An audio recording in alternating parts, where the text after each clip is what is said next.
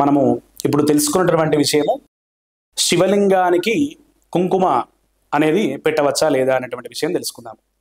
మామూలుగా రుద్రాభిషేకము అంటేనే మనకు శివుడికి విభూది ఇష్టమని మనం విభూతి ధారణ చేస్తూ ఉంటాం. శివుడికి ఎప్పుడైతే ఈ యొక్క పానమట్టము తర్వాత పైన ఉన్నటువంటి శివలింగం ఏదైతే ఉందో అది శివకేశవ స్వరూపం. కింద ఉన్నటువంటి పానమట్టం అంతా కూడా ఆ క్షేత్రం అంతా కూడా విష్ణుమయమని, ఆ పైన ఉన్నటువంటి లింగ రూపం అంతా కూడా శివమయం అని చెప్పేసి, అంటే ఒక శివలింగానికి మనం అర్చన చేస్తున్నాము అంటే శివకేశవులకి అర్చన చేస్తున్నట్లు.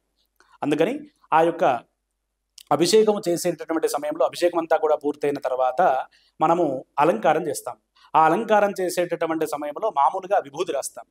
విభూది రాసిన తర్వాత అక్కడ కుంకుమ పెట్టకూడదు అన్నటువంటి నియమం ఏం లేదు. కానీ అక్కడ శివుడికి విభూది విశేషంగా ప్రీతి కాబట్టి విభూది అనేటువంటిది మనకు శివలింగానికి పెట్టడం అనేటువంటిది మనకు దేవాలయాల్లో కానీ బయట మనం చేసుకున్నటువంటి మన ఇంట్లో అభిషేకాలు చేసుకున్నా కూడా విభూది పెట్టడం అనేటువంటిది మనకు అలవాటైపోయింది.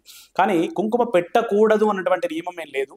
ఆ విభూది ధారణ చేయకుండా కుంకుమ పెట్టడము అనేది మనకు ఆ విధంగా అలవాటైంది. కానీ కుంకుమ పెట్టడము దోషమని కానీ ఎక్కడా కూడా చెప్పబడలేదు. కాబట్టి విభూతి ధారణ చేయడం, ఆ విభూతి పైన గంధం, ముఖ్యంగా ఉపచారాలు కూడా సద్యోజాత విధాన పూజ అని చెప్పేసి శివుడికి మనం చేస్తుంటాం. అందులో కాలాయ నమః గంధం సమర్పయామని, అంటే ఆ గంధం పెట్టడము, ఆ తర్వాత గంధం పైన కుంకుమ పెట్టడము, ఇలాంటివన్నీ కూడా చేయొచ్చు, ఇబ్బంది ఏం లేదు. కాకపోతే పుష్పాల విషయంలో మాత్రం కొన్ని పుష్పాలు, అంటే ఈ మొగలి పువ్వు తర్వాత ఇలాంటివి కొన్ని మాత్రము శివుడి యొక్క అర్చనలో అభిషేకంలో మనం వాడకూడదు అని చెప్పేసి నియమం ఉంది. కాబట్టి ఆ విధంగా రుద్రాభిషేకం చేసినప్పుడు అలంకారం విషయంలో కుంకుమ పెట్టడంలో అంతగా దోషమేం లేదు. కాకపోతే విభూతి మాత్రము, విభూతి కానీ గంధం కానీ ఖచ్చితంగా పెడితేనే ఆ యొక్క శివుడికి ప్రీతి అనేటువంటి విషయాన్ని మనము తెలుసుకోవాలి.